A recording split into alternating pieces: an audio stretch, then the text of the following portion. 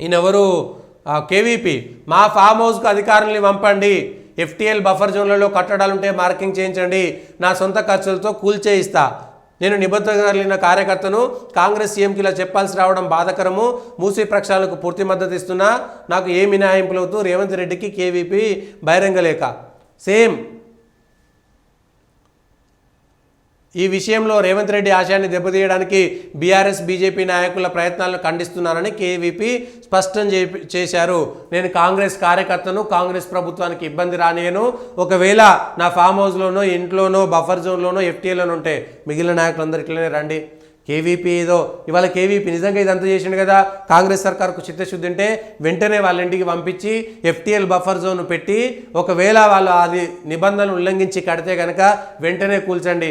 మిగిలిన వాళ్ళు కూడా బయటకు వస్తారా రారా తెలుస్తుంది. అప్పుడు నిజంగానే జరిగితే ఆయనది ఎఫ్టీఎల్లో ఉంటే కేవీపీ మంచోడనేటువంటి పేరు వస్తుంది, మీ కాంగ్రెస్కే మంచి పేరు వస్తుంది. ఇగో మా కాంగ్రెస్ నాయకుడు వచ్చిర్రు, మిగిలిన కాంగ్రెస్ నాయకులు కూడా ఇప్పుడు బయటపడాల్సి వస్తుంది. ఎవరెవరు ఉన్నారో వాళ్ళందరూ కూడా. మరి వాళ్ళ దగ్గరికి ఎందుకు పంపిస్తలేరు? ఆ పెద్దోళ్ళ దగ్గరికి ఎందుకు పంపిస్తలేరు? బీఆర్ఎస్ నాయకులకు, కాంగ్రెస్ నాయకులకు, బీజేపీ నాయకులకు, మీ ఎంఐఎం నాయకులకు ఉన్నటువంటి దాన్ని వెంటనే ఎందుకు మీరు ప్రక్షాళన చేస్తలేరు అనేటువంటి విషయాన్ని చూడాలి.